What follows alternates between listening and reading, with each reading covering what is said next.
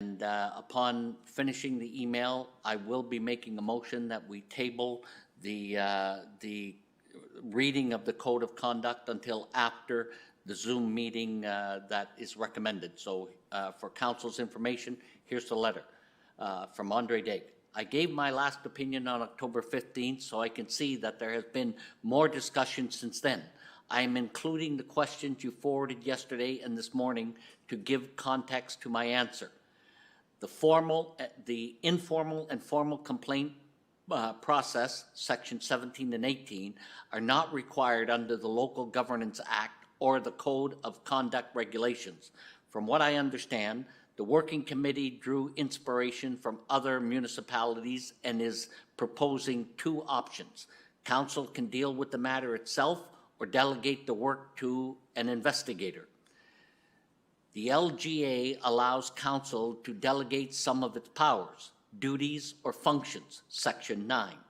What is important is that any sanction remains with council, and the bylaw is written as such at section 19. Whatever the process, it is council's bylaw. In the future, if council feels the process does not work, it can repeal sections 17 and 18 and deal with complaints on a case-by-case basis. If it wants to discuss section 17 and 18 in a more detailed before adopting it, it can be tabled. If council wishes to discuss this bylaw any further or any other aspect of the process bylaw, please advise. So with that said, I do wish to make a motion that we table the third reading of the bylaw until after that discussion with our legal department. The seconder? I'll second it. On the question? All those in favor say aye. Aye. I have a question, sorry. Oh, go ahead. I just want to know, so Andre looked at this code of conduct and he didn't see anything wrong with it. It was read twice, so I'm not sure what changed. And another thing is, how come we didn't all get that email? Well, I'm going to say it this way. From my personal point of view, and it is only my opinion, I don't want to speak for all of council, I believe the bylaw is far too in-depth, has far too many questions that could go either way. I believe that when Councillor Daig was here and gave us the information, he touched base on 4 subjects and recommended that we have a bylaw that touches on those 4 subjects. He also gave us bylaws that pertain to Moncton, Fredericton, and St. John, I believe. But that bylaw was designed, those bylaws were designed to deal with specific things that were going on in those councils. And from the way I read the bylaw at this moment in time, it looks like excerpts were taken from those and kind of put in so that it applied to us. And I don't believe we really need that. And I believe that Andre Daig feels the same way, that it's far too in-depth and far too detailed for a small council like us. So I'm making the recommendation that we have a discussion with him prior to the third and final reading and see where that goes. That's the train of thought behind it. Any other comments or questions? Okay. All those in favor of tabling say aye. Aye. All those opposed say nay. Okay. Well, we didn't put the names for any of the others, so. I think it's 4-1, I think. 3-2, maybe? 3-2. 3-2. Okay. Mr. Burke, or Deputy Mayor Burke, continue. Yeah, then the next Can I item. just, sorry, is this being recorded or is it down? Okay, just want to make sure. Okay. The last item I wish to talk about at this time will be concerning the CAO, so I maybe ask him to well, we'll be back to you.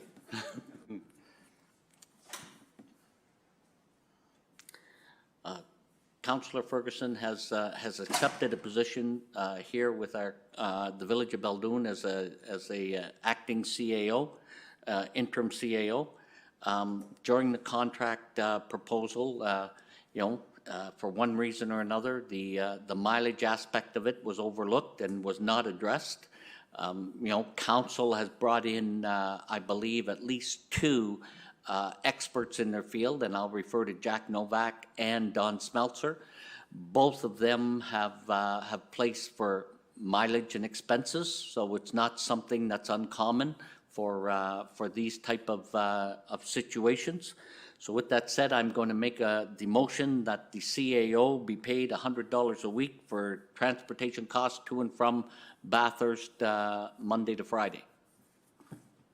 Okay, a seconder I'll second it. on the question?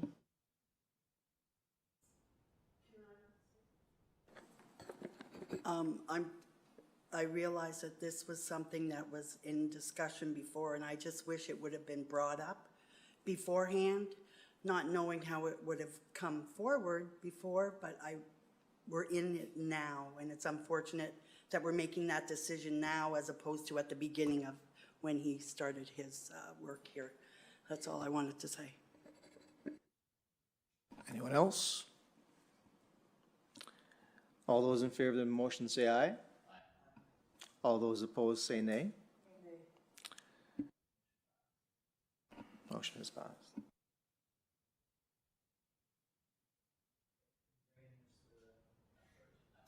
Just a question, I'm not sure who approved it. You said motion approved. Could I see the show of hands who approved it? Just, okay.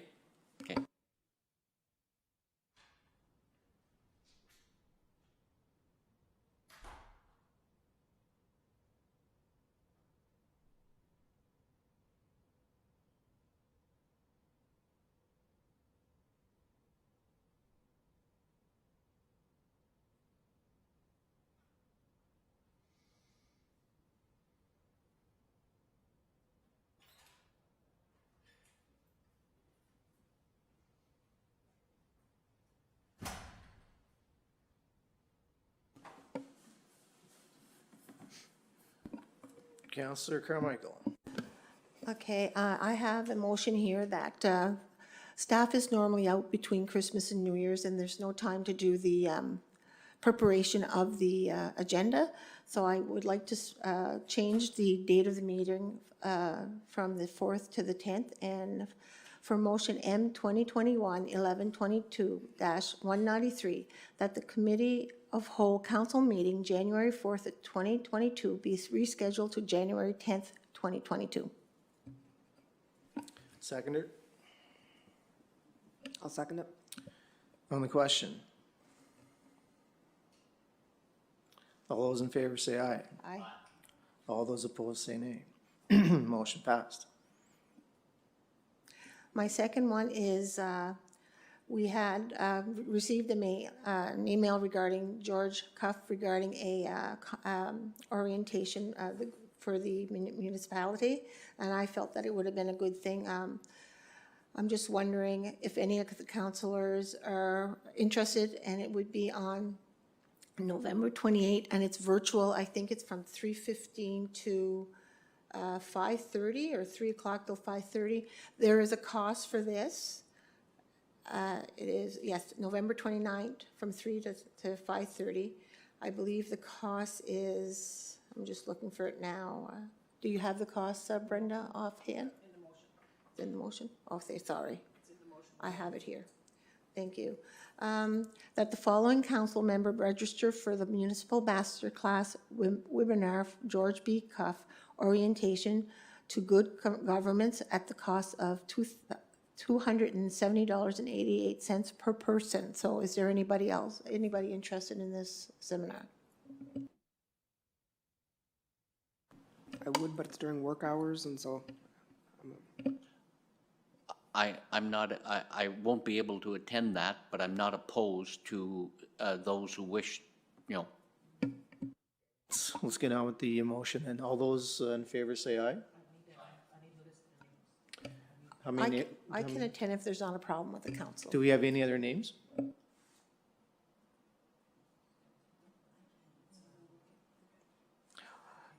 Okay, so we have one name. All those in favor say aye. All those opposed say nay. Did anyone second? Do we even have a seconder at this point? I'll second it. Okay. All those in favor say aye. All those opposed say nay. Motion passed. Councilor Guitar McDonnell.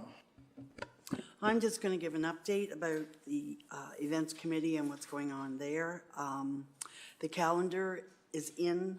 It's being printed as we speak. We should be getting it next week or the week after. The pictures were beautiful. We had such a wide selection to pick from. It's going to be really special. So we'll be able to mail those out probably second week in December to our local residents. On December the 4th, we're having Christmas in the Village at the Rec Center from 10 to 5. We will have craft tables available if anyone is interested in renting one. They're $5 to rent a table. Just contact Daryl Culligan at the office. There will be horse sleigh rides and with a little bonfire from 12 to 4 p.m. outside with hot chocolate and hot dogs. And Santa will be arriving at 2 p.m. There's also going to be a craft for the children. I believe that's at noon hour. December 12th, they're getting together to do some Christmas baking once again, like they did last year, for the local residents, seniors residents in our village. We have 2, so we will be preparing 30 trays of Christmas baking for our seniors this year. And that's about it. Thanks. C.O. Ferguson. There was one that I had wanted to add. Councilor Carey. And I'm thinking maybe it would be Brenda, the one to help me to do this. I'd like to make a motion. The motion I'd like to make is that I'd like to make a motion that the mayor not contact our legal advisor, except for in the case that he's directed to do so by council.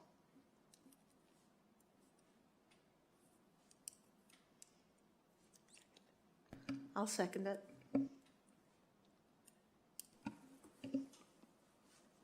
Well, I'll step down and speak to it.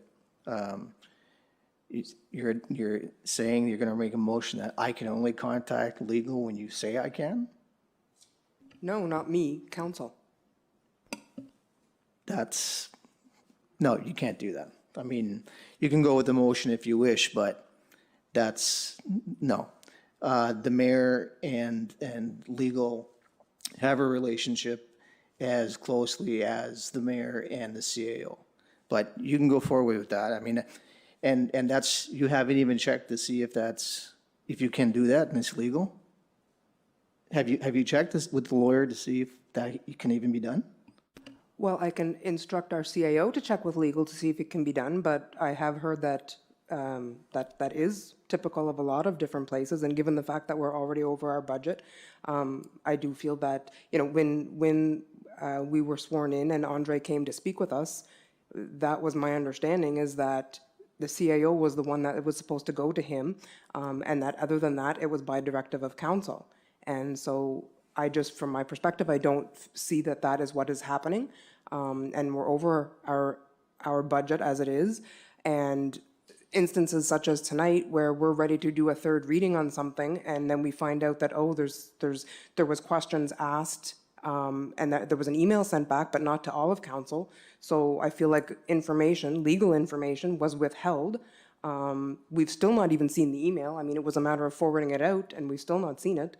So I just think it's one of those things that, the mayor is supposed to be following through with the directives of council. So I don't understand what the issue would be with this being one of them.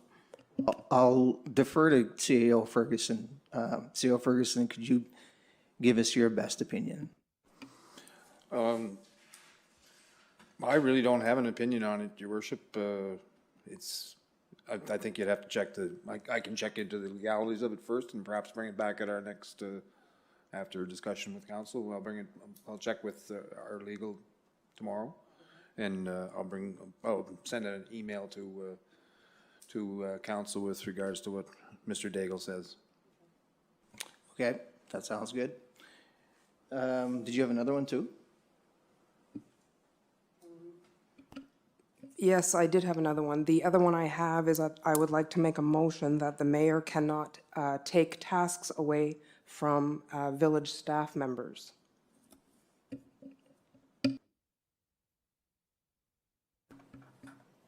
I'll second it.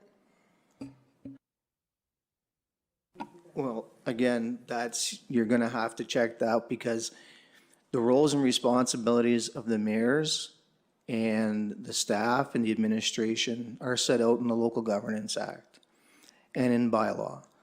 So if the mayor is taking away roles and responsibilities that are statutorily set, then that is wrong. If the mayor is dealing with roles and responsibilities that are being done that aren't not supposed to be done, then that's something that I suppose would be in the mayor's realm of duty. So again, you need to, I assume that when it comes to roles and responsibilities, we all know that the mayor, the CAO, clerk, treasurer, council have roles and responsibilities. That's set out in the Local Governance Act.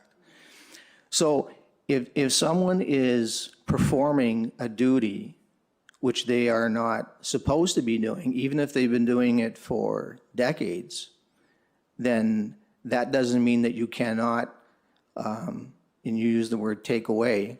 I'm not going to use the word take away because it was never theirs to have in the first place. So in terms of taking away roles and responsibilities that they are supposed to have, you're correct. If it's delegating responsibilities that aren't there, and we've had that discussion with Mr. Novak, then you're not taking away responsibilities that were not given in the first place. I don't think that we're talking about the same things. It's in the Municipalities Act that our meetings and any motions are supposed to be public. The majority of our meetings have not been public, so we are not even following the Municipalities Act. One of the reasons they've not been public is because you've decided to take over the video equipment and are not familiar with how to use it. And so I just feel like because of your decision, that was yours alone, it was not a directive of council, we are now not following the Municipalities Act because of something that you've decided to do on your own. And I just don't think it's fair that we are all in non-compliance of it because of a decision you made on your own. So you're willing to go on the record right now and say that I took away that responsibility? And are you willing to go on the record right now and say that I arbitrarily took away that responsibility? I just went on the record and told you what I'm saying. Which is that you've taken over the video equipment and that on more than one occasion, we have been not following the Municipalities Act by not having our meetings public. So you're putting us all, as a council, you're putting us all in defiance of the act because of a decision that you made on your own. So I'll ask you once again, are you going to go on the record? You said a few minutes ago that I have been taking away, that was your words. Are you willing to go on the record to say that I took away a responsibility? Did you tell the technician who was up here working on the video equipment to meet you outside of the municipality building, to tell him that you were taking over the video equipment, and then instruct this contracted worker to come down and give a message to a village employee? It was not your place to do, and we're all suffering the consequences of it, including the public. In fact, some of the motions we made may not even be legal because they weren't done in public. So yes, I'm going on the record saying that you are not able, you should not be running that video equipment. That's not what you said. You said that I took away a responsibility. Now, if you really have conviction, then state it publicly that I took away that responsibility. Do it. I mean, that's all you have to say is that I'm saying I've for the already record. stated multiple times what I am saying. So if you're not understanding it, there's only one language I can put it in. I only speak one. So that's the language I'm putting it in, so I've brought forth the motion. Okay, okay.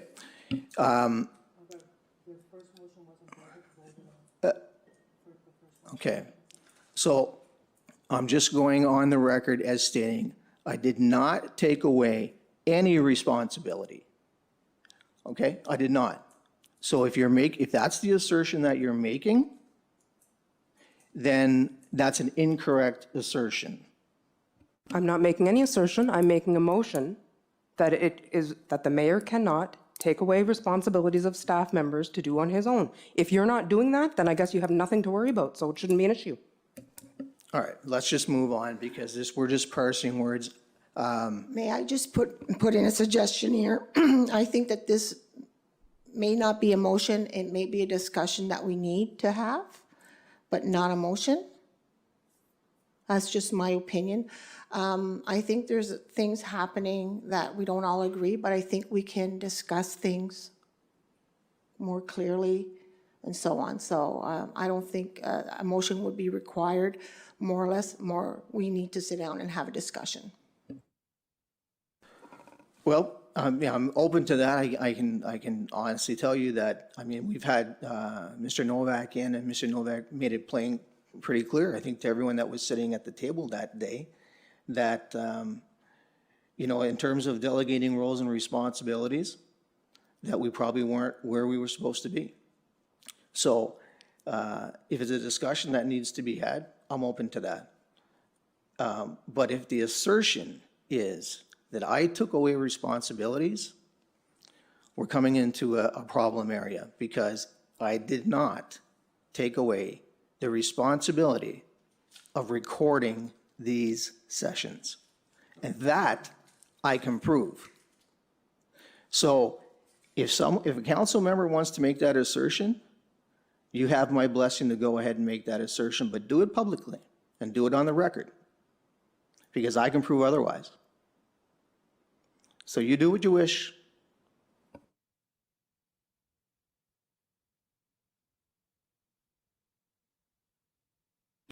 Well, I'm giving you the opportunity. Would you like to have a discussion, or do we need to make a motion? I think a discussion would be more appropriate, but maybe not tonight, because we're running into the time, if the mayor doesn't mind. I think that, in my opinion, I don't think there's a problem delegating some of the CAO work around the office.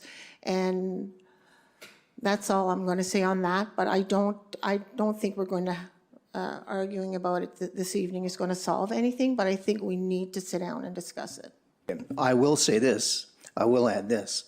There, in the upcoming weeks, anything in terms of we are moving to a committee structure, and there are some changes that have been suggested on that afternoon by Mr. Novak, and if you were there and you were listening, you heard them as well as I did. Any changes to the responsibilities that current members of the administration and staff had will not be made arbitrarily by me. They will be made in discussion with CEO Ferguson and made to the letter of the law in terms of local governance. That I can assure you.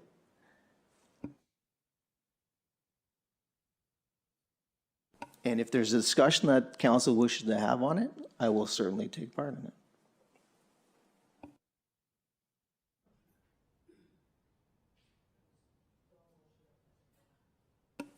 There's a motion that's on the table. So if council wishes to go through with that motion, then please repeat the motion. Is that the first one? Okay, so I'd like to make a motion that the mayor is not to contact the village legal unless it is done so by directive of council. I thought we were going to discuss that CAO was going to look into that if we're allowed to do that. So the CEO Ferguson, Mr. Ferguson has asked if it would be council's wish that he speak with Mr. Digg first to see on that, to see if that's, first of all, appropriate or legal, what have you. So if Okay. that's there for council, council can wait on his instructions. Okay. Then we move to the second one. Would you like to set a date to have a discussion? Are you putting the motion on the table? You just said that you'd be willing to have a discussion about it. If you'd like to do that, we can set a date and we'll have a discussion. I think there's quite a few things that need to be discussed, and I think it would be a good time to do that. Always open for a discussion. Okay, let's set a date then.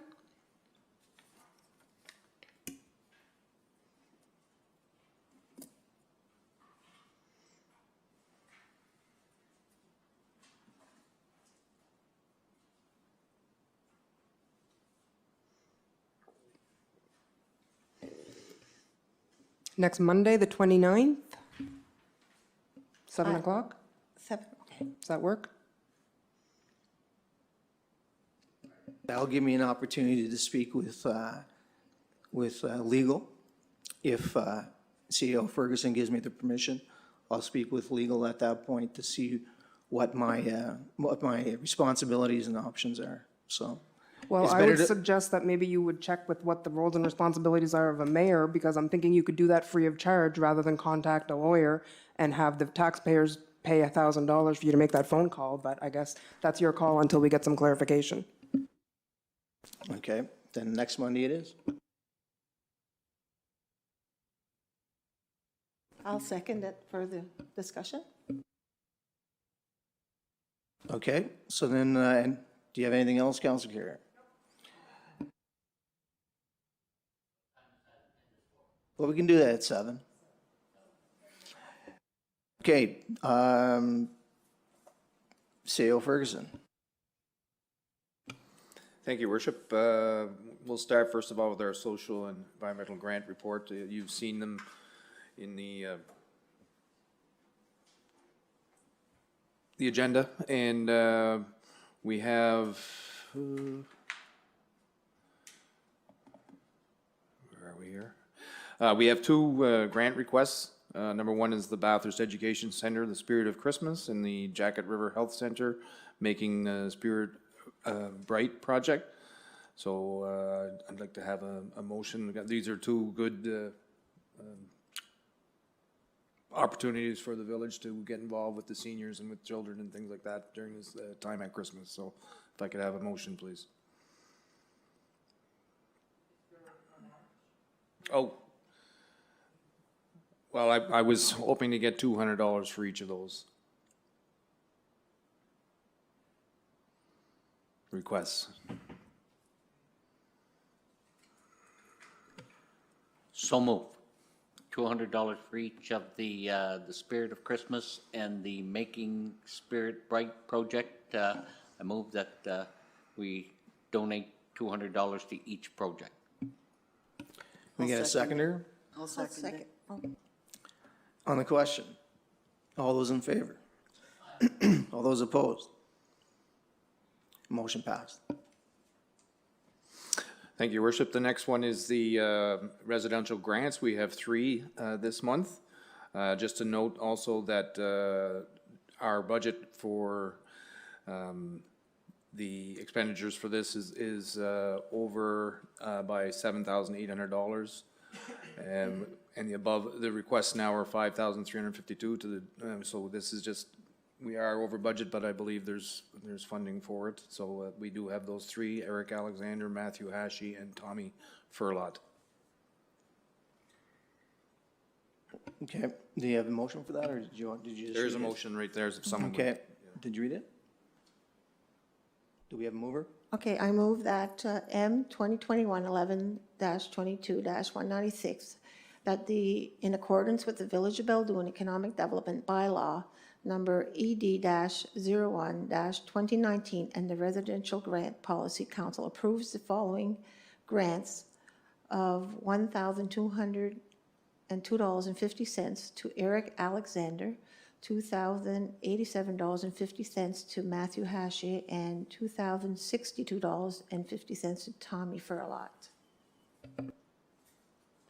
Do we have a seconder I'll second it. on the motion? Yeah, just a comment on that, Your Worship. You know, at the end of the day, they have followed the policy to a T. You know, the applications are right according to the policy of council, but it just demonstrates how quickly things can get out of hand when you know, you're trying to develop things for our community that are positive, but by the same token, you know, we are getting caught up in a budget area that's going to reflect on us in the future. But I do believe this problem will be addressed at budget time, and 2022 will have a different outlook. So, you know, with that said, I just wanted to make the comment. And the other side of the coin is that the funding for this, even if we were over budget, it comes down to that we still need to respect our own policies. So that's my comment. Any other comments? On the motion, those in favor say aye. All those opposed, nay. The motion passed. The next one I have, Your Worship, is just an update with the, from Mr. Jacques Ouellette, from the NB Trails, the ATV trails that have been going on. We've been waiting for commencement of the trails up this way and the bridge, which will go across the Dragon River. I spoke with Mr. Ouellette last week, and he let me know that things are well underway, and they have now completed all the mulching of the trail extension that they're going to be doing, and he's expected that they'll be halfway finished the trail by tomorrow. There's 3 excavators on site right now, and dozer, and a second one coming tomorrow. Some local people have been hired to help out here, so that's good for the community. And also, the bridge will be put in. So he expects to be finished within 3 weeks. So it's good news for the ATV people. Could I make a comment on that also, if I may? Your Worship? Yeah. I believe we have a committee or a counselor looking after, Counselor Carmichael.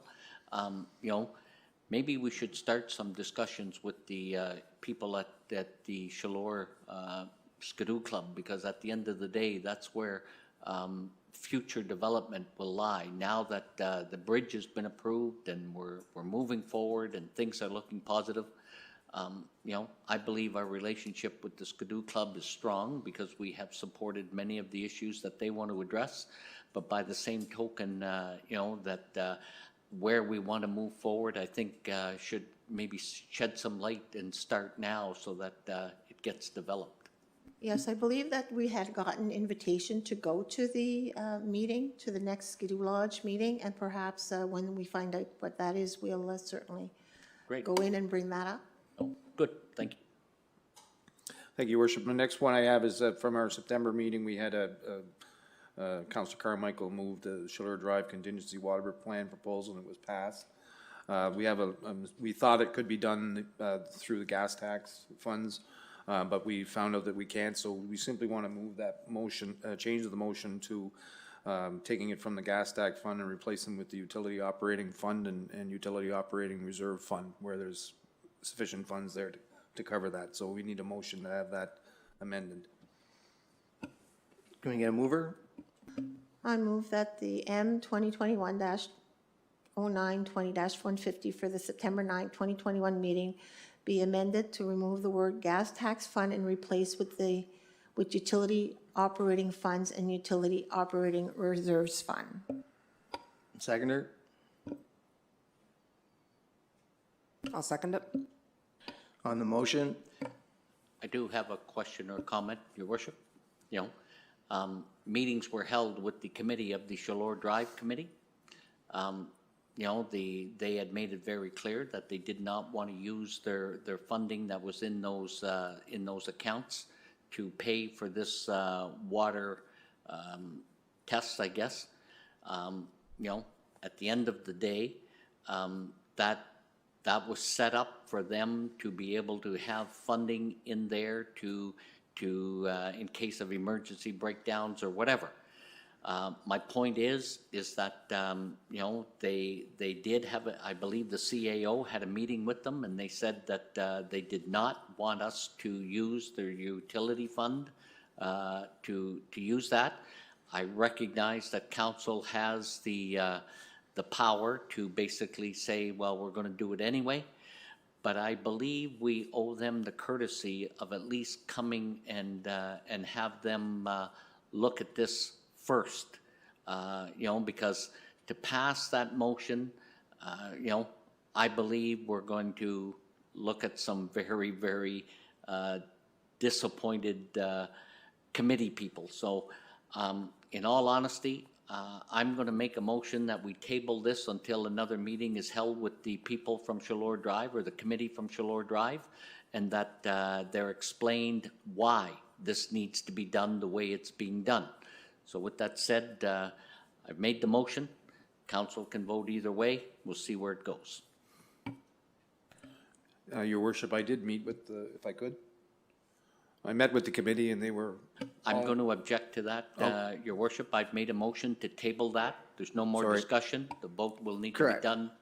That's true. So let's make, the motion's been placed, need a seconder for the motion I'll second it. on the question. All those in favor say aye. All those opposed say nay. Motion passed.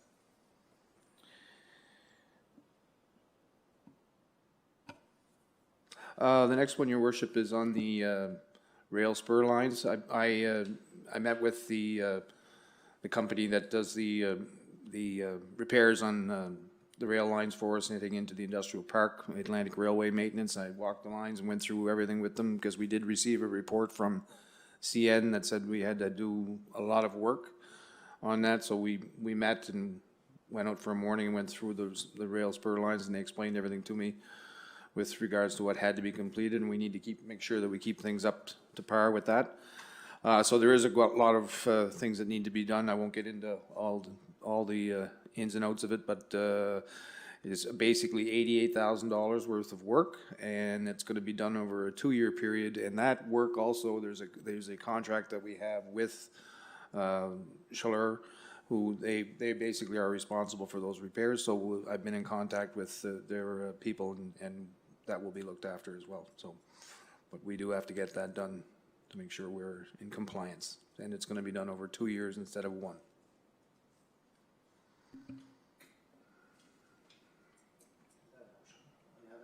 It's, yeah, there's a motion there. Can we get a mover? I move that M 2021/11/22-197, that council authorizes Atlantic Railway Maintenance, Inc. to proceed with doing half of the industrial rail spur line repairs in 2021 and the other half year 2022 as per their October 30th, 2021 quote of $88,147.50, HST included. You have a second I'll second it. on the question. All those in favor say aye. All those opposed say nay. Thank you, Your Worship. The next one is for the meter on the cafe. I was instructed by council to get a quote for putting an electric meter for the cafe to record how much electricity is used in that area. The quote that I have, it does not measure the amount of electricity used for the heating part of it, but it does give you an idea for everything else, the equipment that is there and any other electricity that is used. So I think that would be sufficient for that, but that would be council's decision. So I have a motion there. Would someone like to read it? In a mover? I would read that motion, Your Worship. M 2021-11-22-198, that council approve the installation of metering system for the cafe by RDM Electric, Inc. for the quoted amount of $1,353.46, including HST plus labor costs. You have a seconder? I'll second it. All those in favor say aye. Or I have a do we question. have any questions? Yeah, go ahead. I just want to know, did we just get one estimate, or was that the lowest one? That's just one estimate, too. It's a guy that did the work here before in this building. I did go to Roy's, because they were gonna do, engineering, we're gonna make a big, engineering plan for it, which would have cost an ungodly amount, so, I met with the electrician that does our work in the buildings here and around, and he said, I can do that for you, so it's just like, almost like a regular maintenance thing, so. But I can go back and get the engineers if you'd like. No, that's fine. I just, it's a good price. It's not, I thought it would be a lot more than that. I just Okay. was wondering. No problem. Oh, did you vote on? Did we get a seconder on that? Yes. Okay. All those in favor say aye. All those opposed say nay. Motion passed. Clerk Treasurer Cormier. Still for Scott, okay. Yes, since since June, we haven't had a contract with the janitorial service that's here. So we did put an RFP. I worked with Mr. Chris Kingston to develop the RFP. We went through the process of putting out the RFPs for people to pick them up here. They did. We met with a group of them, did a walk through the buildings and gave them what they should be doing with regards to that. And a timeline was set as per legal, and they were to drop them off here in the lockbox by 2 o'clock on that day, and we only received one, so that's the one that I have put forward here. So do we have a mover? I move that motion 2021-1122-199, that the RFP janitorial services be awarded to Rachel's Pristine Clean for the year 2021 and 2022 for the amount of $1,315 per month for the village office and $1,315 per month for the recreation center, and that the mayor and clerk sign relevant documentation. I'll second it. On the question? I have a question, or I have something to say. The previous janitor we have is, it's a month before Christmas, and to take away her position and it's only 1 month or 2 months left here, I'm just wondering if we couldn't start the contract in January? And also, if we do award this, I'm just wondering if it's also possible, like, I'm just wondering, that they have the contract right now, so are they up to standard? Should we maybe have a sit-down with them and tell them what is expected of them and so on? Because, I'm not sure how good the work is and so on. I don't want to criticize anybody's work. I'm not here all the time, but I think that we should be following up on their work better. Yes, and I agree. Yeah,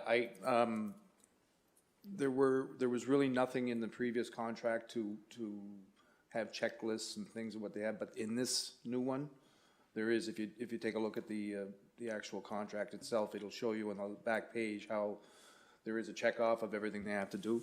And since I've been here in July, the work that they do is fine. It's just that they're only here really once a week to clean the areas, which in our new contract, that's been changed. They'll be here at least twice a week.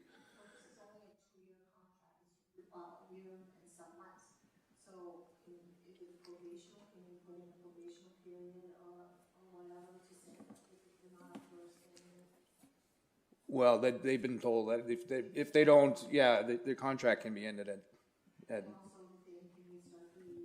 That would be up to council. Yep, that's not my decision. That would be council's. Yeah, okay. What their thoughts are on it. I have a question also, Your Worship. You mentioned that there was only, we've had a previous janitorial services at our rec center done by, an individual who has been doing it, I'm going to say at least 10 or 12 years. Maybe I'm stretching it a little bit, but eight years. With that said, you mentioned that there was only one bid on this contract, did that individual mention why she didn't put in a bid on that, or is it just? I can't speak to that. No, I can she- tell she you, I didn't can say tell to you you- that there was one bid One brought bid. in by the deadline at 2 o'clock that day. Okay, Legally, that's what came in. yep. Okay, so were we at the point, do we have a seconder for that? Oh, yeah, Council Carmichael seconded that. Yes, but it didn't come to the question if we wanted to finish the year, the person that's on there, maybe start the contract in January. That didn't come up on the discussion, and I'm just wondering if it's possible, if we could do that, out of respect for this person and being supposed to be the generous season. I think that's an amendment to the motion. So, yeah, I would say so. That would need to be added to the motion itself, that the motion that, the current janitor would stay until the new year. That's my belief. So, do we have an amendment to the motion, or do we vote on the motion to begin with? Yep, I'll second that amendment. Be an Stay till amendment. the end of the year, yeah. So that would be an amended motion that would include Councilor Carmichael's wish. So on that question, on that motion, any comments? Or can we get to the vote? So with the amended motion, and all those in favor say aye. Aye. All those opposed say nay. Motion passed. Thank you, Worship. And I'll contact these people. Okay, let's go back to sorry. the main motion then. So So we would need to amend that one also to start January? You already made the amendment, you just have to. Okay. we would just have to vote, so we just have to vote no against that motion, I suppose, right? No, the second, I'm sorry. The first motion was to award. The first motion was to award the contract, and the second motion is an amendment to it. You have to vote on the amendment, and you have to go back to vote on the main motion after. Okay, so let's vote on the main motion then, correct, that's right. So, do we have a mover, and I think we already did previously, but we'll do it again. Do we have a mover for the first motion? So, on the question, all those in favor say aye. All those opposed say nay. Motion passed. And that's it for me, Your Worship. Clerk Treasurer Cormier. Okay, in the interest of time, I'm not going to go line by line. I know council has got still quite a bit on the agenda, so I'm going to do the financial report for the general operating fund from October the 1st to the 31st. We had a balance carried forward from September of $889,617.15. We had deposits of $380,709.73. We had checks and other payables of $290,229.90.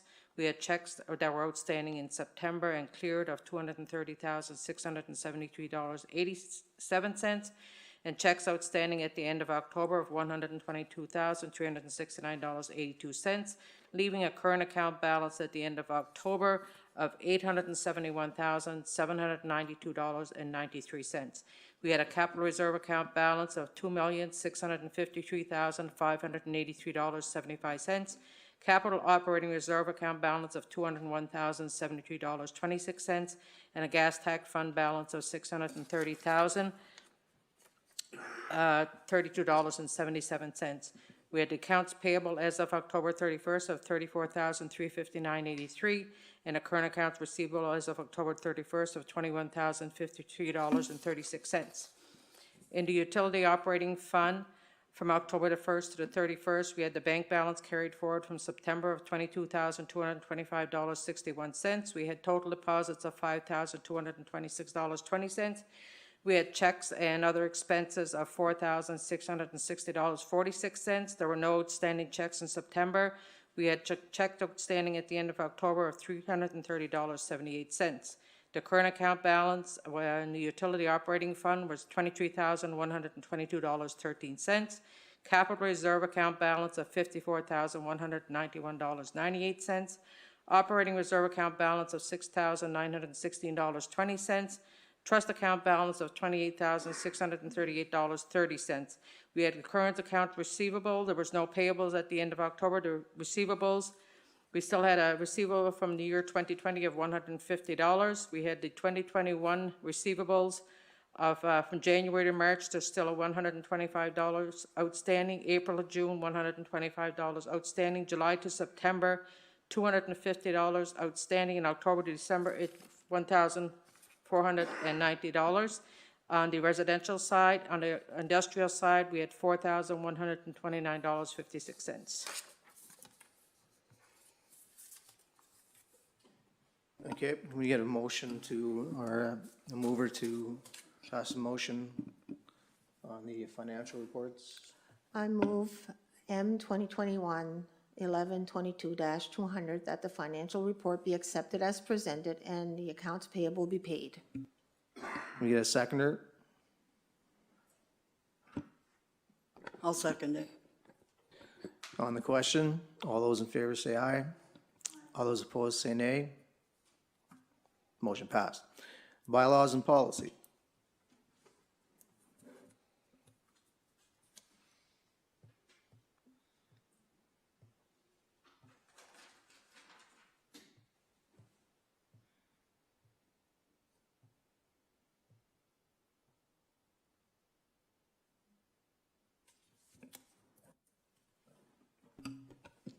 I move 2021-1122-201 that Beldoon Council Code of Conduct for Elected Official Bylaw number CCOC-2021 be read in its entirely and third time and adopted. Do we have a seconder? I'll second it. On the question, all those in favor say aye. Okay, motion passed. Can I get, 3-2, I believe, but I'm not certain. can I get that? Yeah, I need to. Can we get it again? All those in favor say aye. Aye. All those opposed say nay. Okay. Somebody's going to have to read the whole bylaw.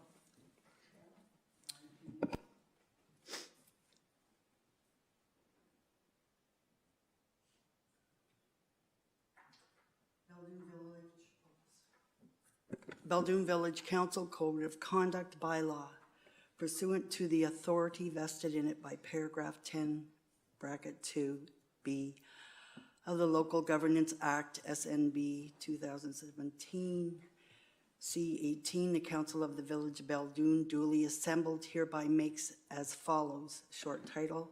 This bylaw may be referred to as the Code of Conduct Bylaw, definition 2-1 in this bylaw. A, Act means the Local Governance Act, SNB 2017, C18, and assorted regulations and amendments. B, CAO means the Chief Administrative Officer of the municipality or his and her delegate. C, confidential information includes information in the possession of or received in confidence by the municipality that the municipality is prohibited from disclosing pursuant to legislation, court order, or by contract, or is required to refuse to disclose under RTI, PPA, any other legislations or any other information that pertains to the business of the municipality and is generally considered to be of a confidential nature, including but not limited to the information concerning 1, the security of municipal property, 2, the proposed or pending acquisition or disposition of land or other property. 3, a tender that has or will be issued but has not been awarded. 4, contract negotiations. 5, employment and labor relations. 6, draft documents of legal instruments, including reports, policies, bylaws, and resolutions that have not been the subject matter of deliberation in a meeting open to the public. 7, law enforcement matters. 8, litigation or potential litigation, including matters before administrative tribunals. And 9, advice that is subject to solicitor-client privilege. 10, any other matter council believes should have been treated in a confidential manner. D, council means the council of the Village of Beldoon. Member means a member of council and includes the mayor, deputy mayor, and councilors. F, municipality or village means the Village of Beldoon. RTIPPA means the Right to Information and Privacy Protection Act, R-10.6, and assorted regulations as amended. H, social media means web-based applications and online forums that allow users to interact, share, and publish content under such as text, links, photos, audio, and videos. I, village resources include, but is not limited to, all real and personal property, facilities, vehicles, equipment, supplies, services, staff, documents, intellectual property, computer programs, or technological innovations belonging to the village. J, undue influence is characterized by one person taking advantage of a position of power over another person or influence by which a person is induced to act otherwise than by his or her own free will. Purpose and application, 3.1, the purpose of this bylaw is to establish standards for the ethical conduct of members relating to their roles and obligations as representatives of the municipality, and to produce a procedure for the investigation and enforcement of those standards.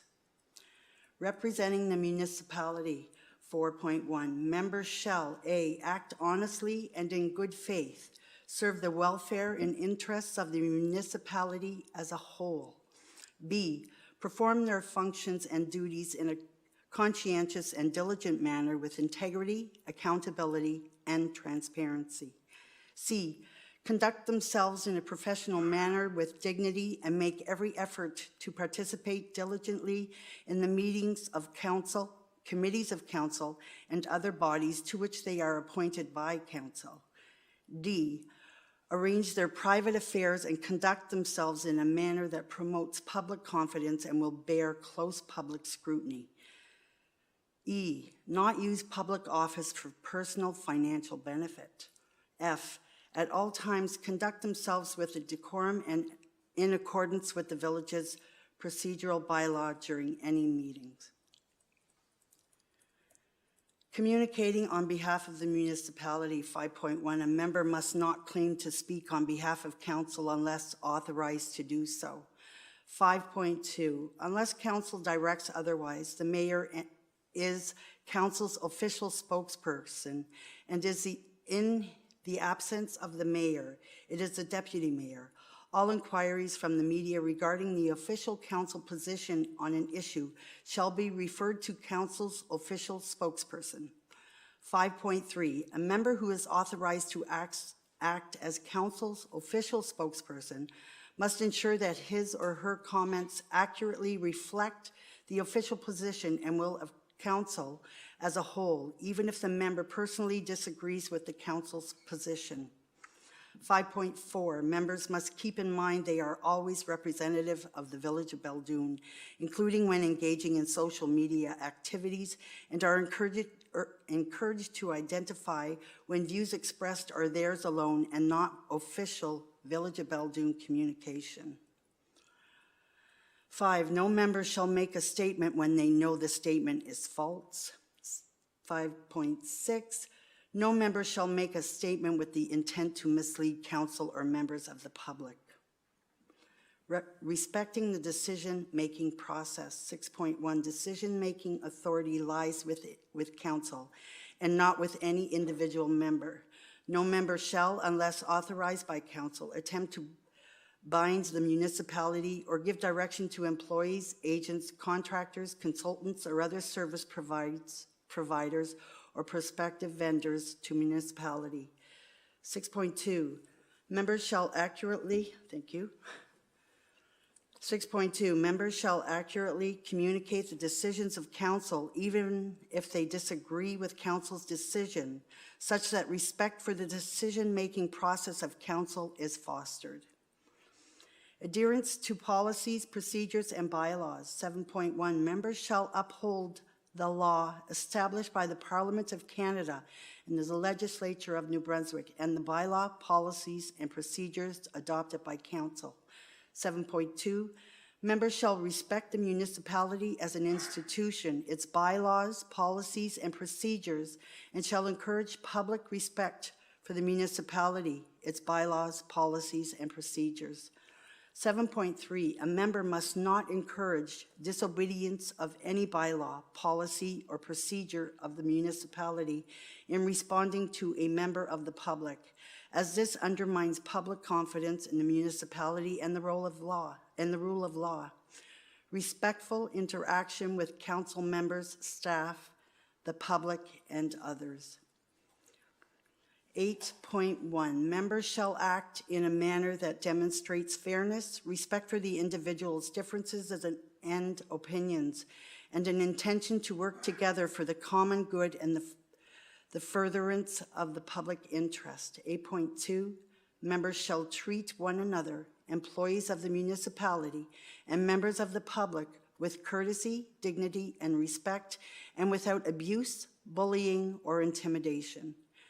8.3, no member shall use indecent, abusive, or insulting words or expressions towards another member, any employee of the municipality, or any member of the public. 8.4, no member shall speak in a manner that is discriminatory to any individual based on the person's race, religious beliefs, color, gender, physical disability, mental disability, age, ancestry, place of origin, marital status, source of income, family status, or sexual orientation. 8.5, members shall respect the fact that employees work for the municipality as a corporate body and are charged and making recommendations that reflect their professional expertise and a corporate perspective, and that employees are required to do so without undue influence from any member or group of members. 8.6, members must not, A, involve themselves in matters of administration which fall within the jurisdiction of the CAO. B, use or attempt to use their authority or influence for the purpose of intimidating, threatening, coercing, commanding, or influencing any employee of the municipality with the intent of interfering in the employee's duties. C, maliciously or falsely injure the professional or ethical reputation or the prospects or practice of employees of the municipality. D, cause persistent, excessive nitpicking, unjustified criticism, and constant scrutiny. E, exclude or ignore an employee, refuse to acknowledge his or her contributions, undermine his or her efforts, or impede on an employee's efforts in advancing promotions or transfers. Or F, compel staff to engage in partisan, political activities, or subject staff to threat or discrimination for refusing to engage in such activities. Confidential information, 9.1. Members shall only be entitled to have access to information in the possession of the village that is relevant to matters before council or a committee, or that is relevant to their role as members of council. Otherwise, they have the same access rights to information as any member of the public. 9.2, members must keep in confidence matters discussed in private at a council or council committee meeting until the matter is discussed at a meeting held in public. 9.3, no member shall use confidential information for personal benefit or for the benefit of any other individual or organization. 9.4, in the course of their duties, members may also become privy to confidential information received outside of an in-camera meeting. Members must not A, disclose, release, or publish by any means, including social media, to any member of the public, including the media, any confidential information acquired by virtue of their office, unless a disclosure is required by law or authorized by council to do so. B, access or attempt to gain access to confidential information in the custody or control of the municipality, unless it is necessary for the performance of the member's duties and is not otherwise prohibited by council, and only then if the information is acquired through appropriate channels in accordance with the applicable council bylaws and policies. Conflict of interest and other requirements. 10.1. Members have a statutory duty to comply with the conflict of interest provisions set out in Part A of the Act. 10.2. Members are to be free from undue influence and not act or appear to act in order to gain financial or other benefits for themselves, family, friends, or associates, business or otherwise. 10.3. Members shall not place themselves in a position of obligation to any person or organization which might reasonably benefit from special consideration or may seek preferential treatment. 10.4, members shall approach decision-making with an open mind that is capable of persuasion. 10.5, it is the individual's responsibility of each member to seek independent legal advice at the member's sole expense with respect to any situation that may result in a pecuniary or other conflict of interest. Improper use of influence. 11.1, no member shall use the influence of the member's office for any purpose other than for the exercise of the member's official duties. 11.2, the member shall act as a paid agent to advocate on behalf of any individual, organization, or corporate entity before council or a committee of council or any other body established by council. 11.3, members shall not contact or otherwise attempt to influence members of any adjudicative body regarding any matter before it relating to the municipality. 11.4, members shall refrain from using their positions to obtain employment with the municipality for themselves, family members, or close associates. Use of municipal assets and services. 12.1, no member shall obtain any personal financial gain or advantage from the use of village property. Members shall use municipal property, equipment, services, supplies, and staff resources only for the performance of their duties as a member, subject to the following limited exceptions. A, municipal property, equipment, service, supplies, and staff resources that are available to the general public may be used by a member for personal use upon the same terms and conditions as members of the general public, including booking and payment of any applicable fees or charges. B, electronic communication devices, including but not limited to desktop computers, laptops, tablets, and smartphones, which are supplied by the municipality to a member, may be used by the member for personal use, provided that the use is not for personal gain, offensive, or inappropriate. Participation in community groups and organizations and their events. Members shall 13.1 seek council approval for the use of their name or position and title in the official name of any event where fundraising activities occur.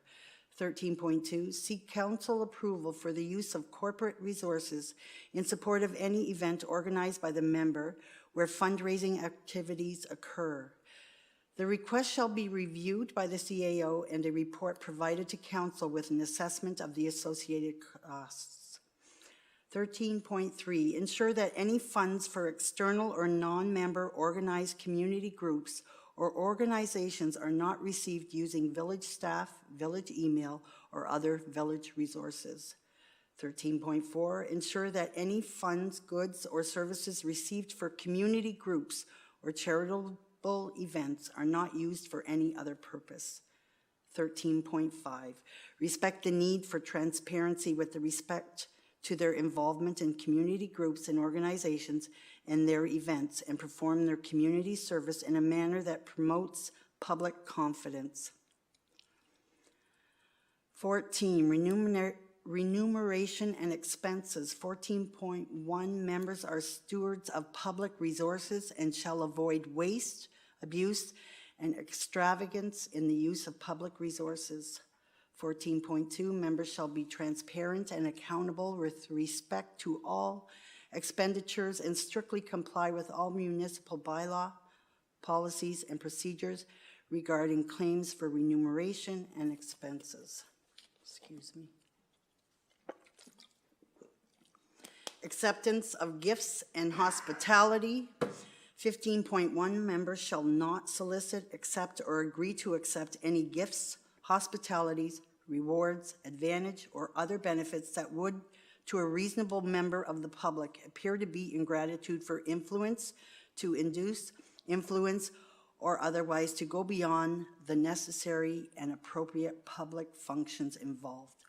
15.2, members of council may accept A, rewards, gifts, or benefits that were not related to their performance or duties of office. B, political contributions that that comply with applicable law.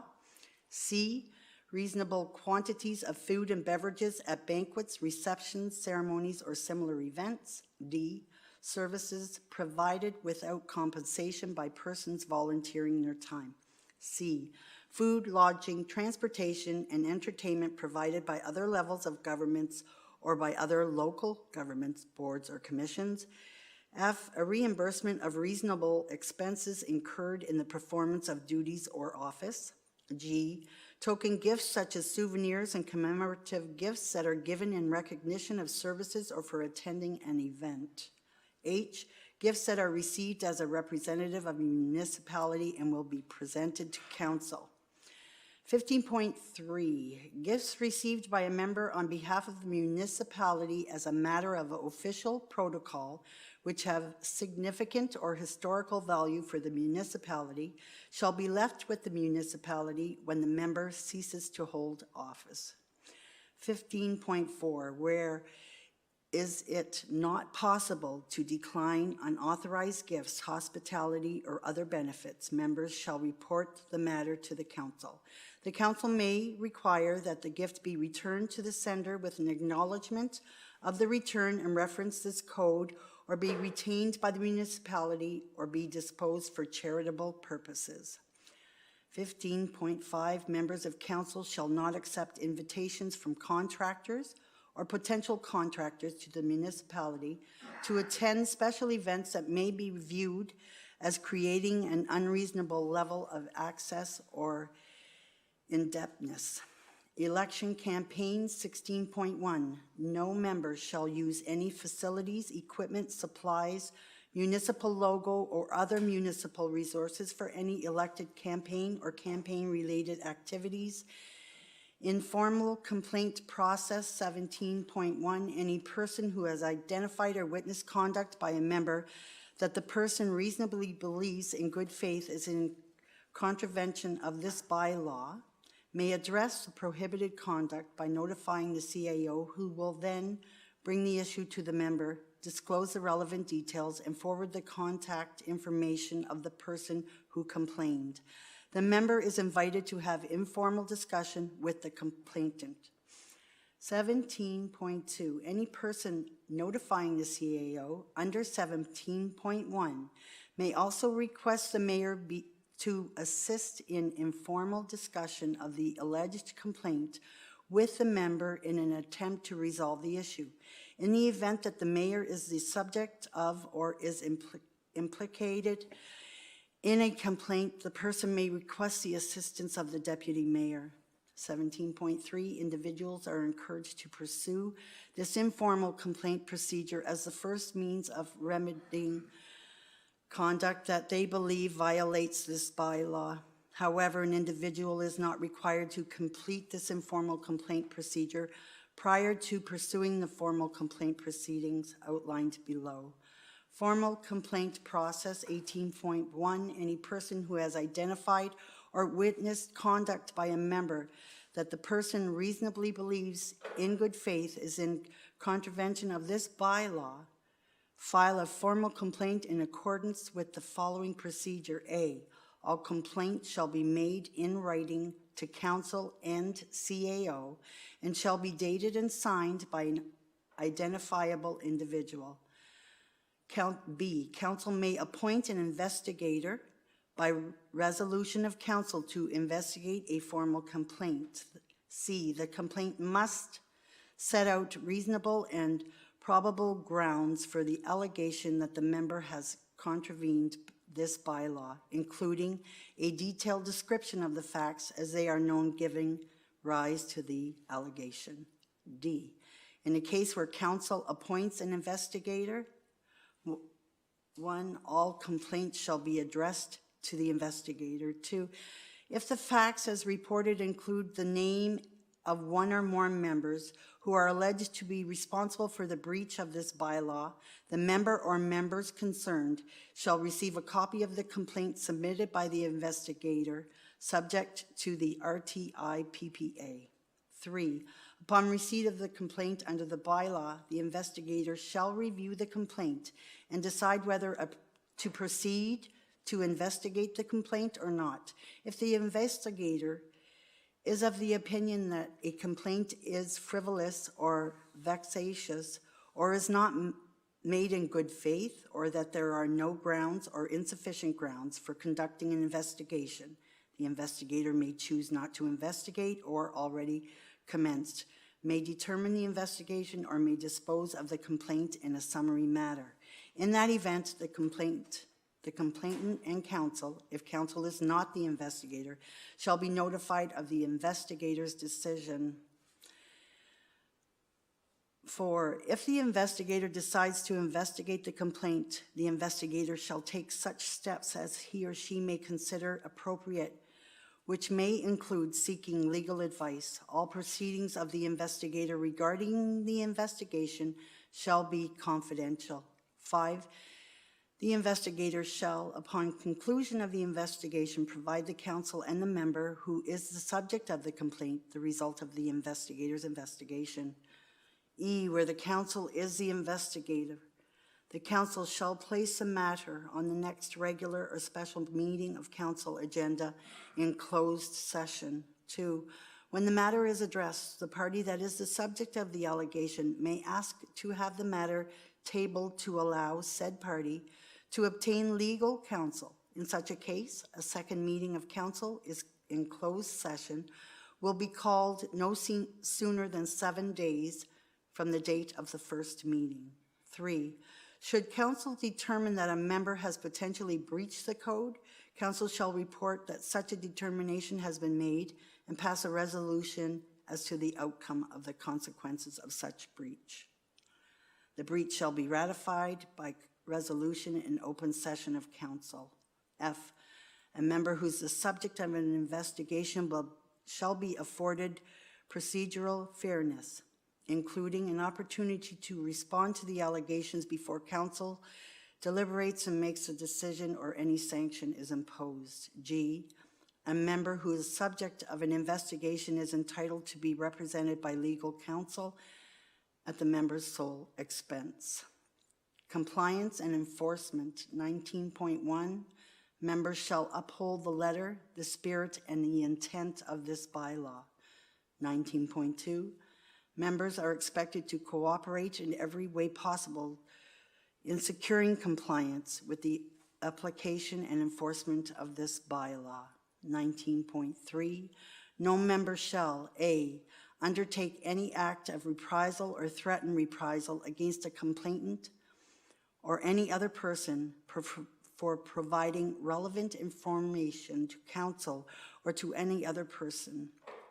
B, obstruct counsel or any other person in carrying out the objectives or requirements of this bylaw. 19.4, subject to the penalties listed in Part 8 of the Act, sanctions that may be imposed on a member by council upon a finding that the member has breached this bylaw may include a letter reprimand addressed to the member. B, requesting the member to issue a letter of apology. C, publication of a letter reprimand or request for apology and the member's response. D, suspension or removal from some of all council committees and bodies to which council has the right to appoint members. E, expulsion from the meeting room for the remainder of the meeting. by order of the mayor, or if the mayor is the subject of or is implicated in a complaint by order of the deputy mayor. G, barring the member from the circulated and/or informed and confidential material and/or matters. H, reduction or suspension of remuneration as defined in subjection 49(1) of the Act of corresponding to a reduction in duties, excluding allowances for attendance at council meetings. J, any other sanctions council deems reasonable and appropriate in the circumstances, provided that the sanctions does not prevent a member from fulfilling the legislated duties of a councillor and the sanction is not contrary to the act. Procedure 20, every member of council shall be provided with a copy of this bylaw and will sign the statement and commitment after each municipal election as an acknowledgement that he or she has read and supports it. Review 21.1. This bylaw shall be brought forward for the review at the beginning of each term of council, when relevant legislation is amended, and at any other time that council considers appropriate to ensure that it remains current and continues to accurately reflect the standards of ethical conduct expected of members. Severability 22.1, if any section or party of this bylaw are found in any count of law to be illegal or beyond the power of the council to enact such sections or parts shall be deemed to be severable, and all other sections or parts of this bylaw shall be deemed to be separate and independent from and to be enacted as such. Made and passed. This bylaw comes into full force on the date of the final passing thereof. The first reading of the bylaw was October 18th, 2021. Second reading of the bylaw, October 18th, 2021.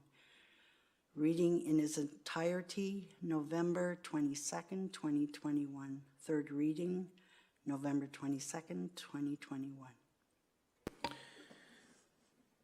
I forget, are we at the point of passing this, or do we already do it? It's already been voted on. Okay. So we're done with that one? Okay. Good job, Councilor Guitar McDowell.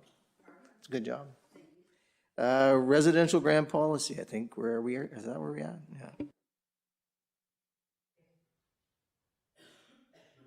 Yeah. That's an amendment, so do we have a mover?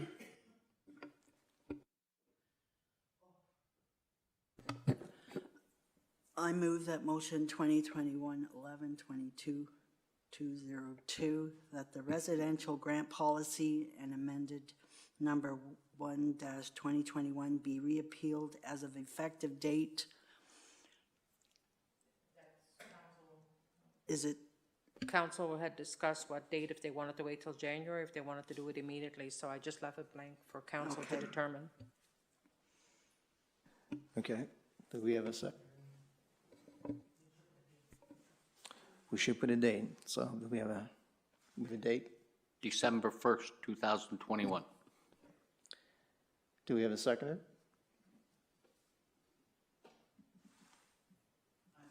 Or did we already do that? You moved, I'll Dave? second it. Okay, Councilor Carmenza.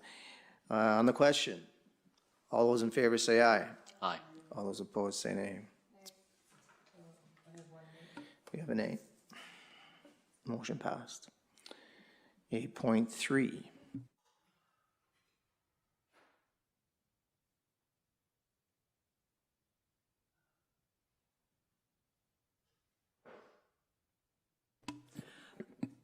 I move that 2021-11-22-203, that the following resolution regarding appointment of enforcement officer for Beldoon dangerous and/or unsightly premises bylaw be adopted.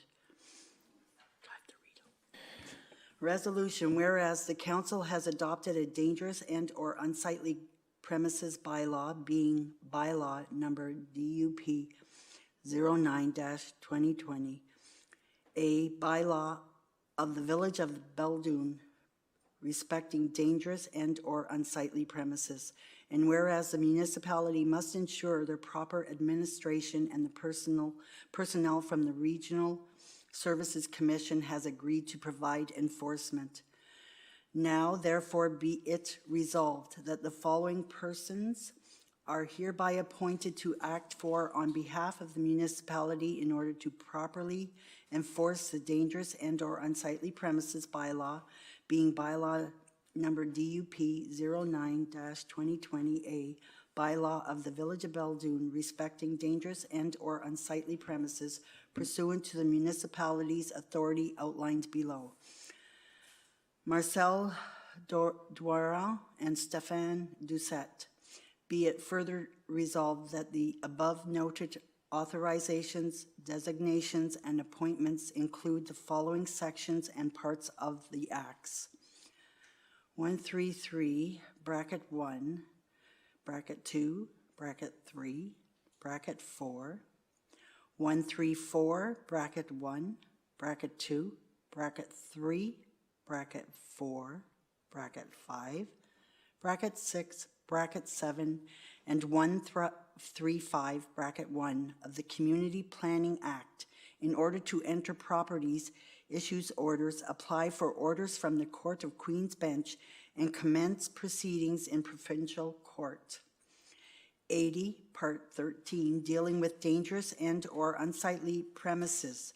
Part 14, dealing with the enforcement of the Local Governance Act in order to issue tickets, commence proceedings in provincial court, enter property at any reasonable time, and issue notices for dangerous and/or unsightly premises. 14 of the Police Act to issue tickets as an officer responsible for the execution of the bylaw.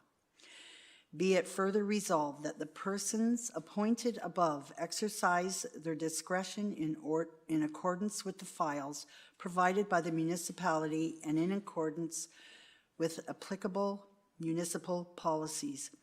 Be it further resolved that a legal advisor is hired by the municipality to guide and support the persons appointed above during all enforcement procedures.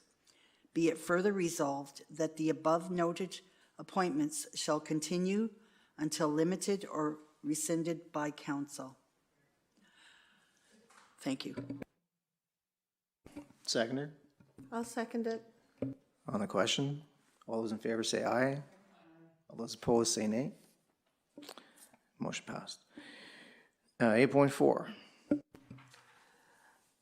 M 2021-11-22-204, that the council accept the recommendation of CRSC Regional Planning Advisory Committee for the T.S. Hashi and Son Limited change of zoning of property from type industrial type 1, IND-1 to industrial type 2, IND-2, and the additional recommendation outlined in the letter dated October 18, 2021. Do I need to read the other stuff? Authorize the new query be rezoning the property of industrial type 2, brackets IND-2, limit the operation of the south of Dempsey Road only by defining the operating perimeter. A site plan would be required. Locate the access as far as possible from the wetland limit to the tree cutting requirement of maximum of 20 meters for its construction only, and maintain the access to a minimum width of limitation at the spread of dust. Keep a wooded frontage along Dempsey Road. Request a study on the long-term benefit for the municipality as well as the expected duration of the operation. That the operation complies with all existing zoning provision, including the Belledune Rural Plan, taking into the account the responsibility related to the security of the site and checking the safety device annually. do we have a seconder? I'll second it. On the question, all those in favor say aye. All those, motion passed. 8.6, I believe. M 2021-11-22-205, that the council adopts the following resolution regarding the amendment of zoning provision of the rural plan for the property bearing PID 204-45805 on Dempsey Road. Resolution, whereas the council has received a request to modify the rural plan from T.S. Hashi and Son. Did I not just read that? No. Oh, limited. And the request is to follow the operation of an inquiry.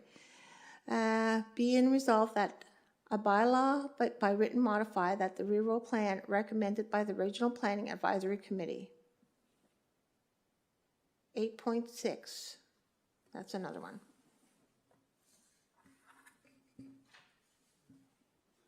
You have a seconder?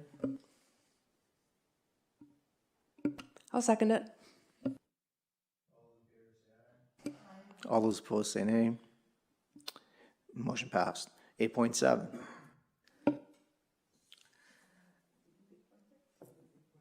Where are we at? 8.6, that was 8.6, wasn't it? Okay, 8.6. Okay. Amendment to the zoning provisions of the rural plan for the property bearing PID 500866677.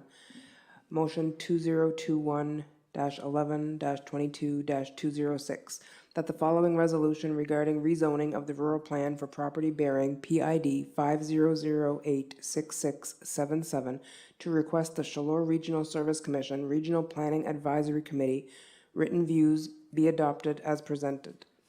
Resolution, at the regular council meeting of Beldoon held on November 22nd, 2021, it was moved to request the Regional Planning Advisory Committee of the Chaleur Regional Service Commission for its written views on the proposed bylaw amending the zoning provisions of the rural plan with respect to the following project. The owner of the property located at the 26 Quinn Road bearing PID 500866677 is requesting to amend the zoning provisions within the mixed zone MX1 in order to allow multiple uses on his property as the following: residence, retail store, bed and breakfast, 5 rooms, cafe, restaurant, 26 person max with license for alcohol, art studio, gallery, show space, retail space, workshop, wood stove, mainly woodworks, tables, cutting boards using saws, garage, agricultural use in backyard, 12 alpacas and 6 hens for eggs with a 3-sided shelter. It is pursuant to the subsection 110(1) of the Community Planning Act that we ask you to study this project and to provide us with your written views within 30 days of the request. We have a seconder? I'll second it. In favor, say aye. All those opposed, say nay. Motion passed. Okay, second one? Okay, so, I move that the special meeting of council be held at 7 p.m. on December 21st, 2021 to consider the written views of PRAC, hear objections to the rezoning, and move to the readings of the bylaw. Okay, seconded. All those in favor say aye. All those opposed say nay. Motion passed. Are we at 8.8 now, or are we done? 8.7. I got it. 8.7, okay. Ronald Legacy Culligan Road Amendment. I move M 2021-11-22-207 that Beldoon Council accept recommendation of CRSC Regional Planning Advisory Committee for the Ronald Legacy to amendment is to modify the zone residential property of type 2 bracket R point dash 2 to allow the development of recreational vehicles and accessories building as per letter dated November 19th, 2021 with the following recommendation. Authorize the